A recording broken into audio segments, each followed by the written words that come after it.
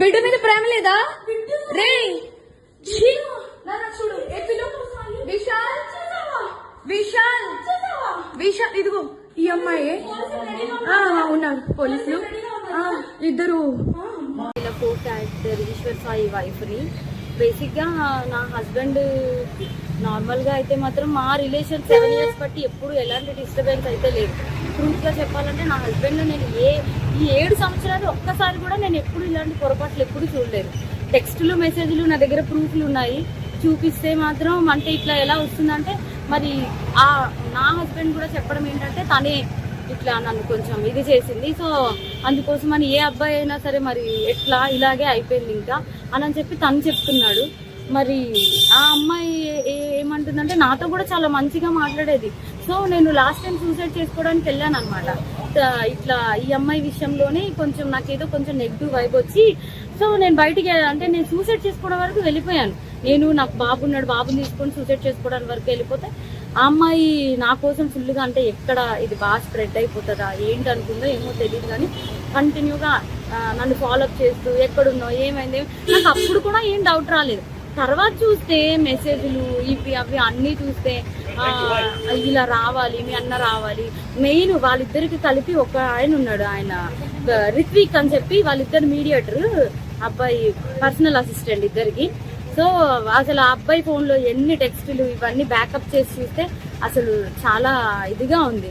So నేనైతే మాత్రం కోరుకునేది ఏంటంటే నా హస్బెండ్ అయితే తప్పైపోయింది, నాకు ఒక ఛాన్స్ అయితే ఇవ్వు అని చెప్పి ఆయన చెప్తున్నారు. కానీ ఆ అమ్మాయి నుండి ఎప్పుడు నేను ఏం ఫేస్ చేస్తానో తెలీదు.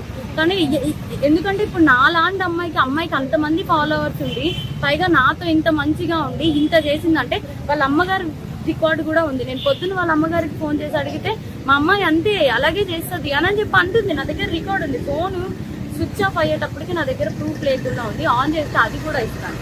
సో ఇట్లాగా ఇప్పుడు నాకు అన్యాయం జరిగింది. నా పేరెంట్స్ మా సిస్టర్స్ వచ్చి ఏదో చేశారు, నా హస్బెండ్ నాతో ఏదో కొంచెం పోలీసులు దీంతో ఏదో మాట్లాడుతున్నాం అవుతుంది.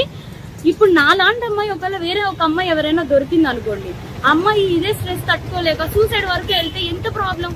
నేను ఇది ఒక్కటే ఆలోచిస్తున్నా, ఎవరైనా సూసైడ్ వరకు వెళ్ళారు అనుకోండి అప్పుడు ఎంత ప్రాబ్లం ఉంటుంది. అమ్మాయికి తెలుసు నాకు బాబుని కొనేటప్పుడు నేను ఎంత డిస్టర్బ్ అయ్యాను, చాలా హెల్త్ ప్రాబ్లమ్స్ ఎలా వచ్చాయి అమ్మాయికి అన్నీ తెలుసు.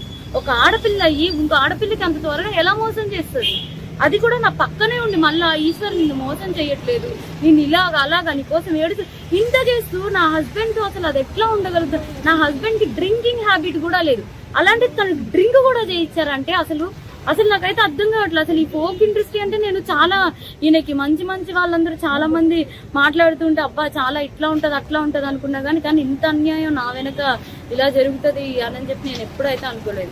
నెక్స్ట్ ఇదేంటంటే ఇట్లాంటి అమ్మాయిని మాత్రం అసలు ఫోక్లోకి వీటిల్లోకి ఎంకరేజ్ చేయకూడదు. ఎందుకంటే ఇప్పుడు నా హస్బెండ్కి జరిగింది, రేపు అన్న రోజు ఇంకో హస్బెండ్ వాళ్ళ అమ్మగారే చెప్తున్నారు కదా డైరెక్ట్ గా మా అమ్మాయి అంతే అని చెప్పి. సో ఇవన్నీ కొంచెం చూసుకొని కొంచెం ఫోక్లోకి తీసుకునేప్పుడు కూడా మనుషుల కోసం నేను మిగతా వాళ్ళని అనట్లేదు, కానీ ఇట్లాంటి వాళ్ళని మాత్రం కొంచెం చూసుకోండి, కాపురాలు పోతాయి, చిన్నపిల్లల లైఫ్లు పోతాయి. కాస్టింగ్ క్యాచ్ అనేది బేసిక్లీ ఫిల్మ్ ఇండస్ట్రీలో ఫోక్ ఇండస్ట్రీలో జరుగుతుందనేది ఆరోపణలు ఉన్నాయి. మరి దాని మీద మీ అభిప్రాయం ఏంటి?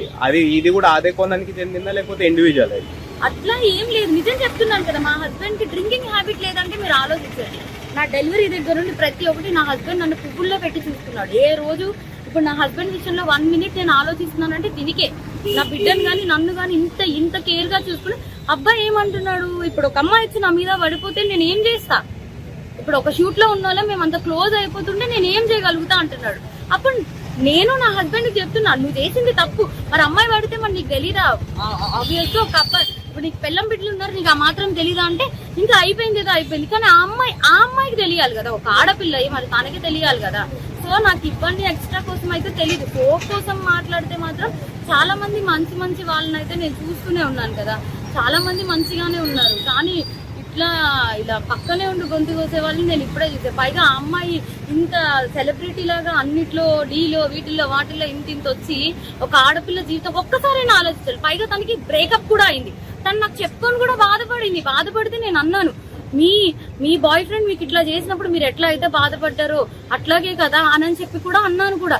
తనకి ఆ మాత్రం అసలు ఏవి గుర్తు రాకుండా ఇంత ఎట్లా చేసిందో నాకు అర్థం కావట్లేదు. ఎందుకంటే మీరు అనుకోవచ్చు ఇప్పుడు ఏంటి ఈ అమ్మాయి కోసమే చెప్తుంది వాళ్ళ హస్బెండ్ కోసం.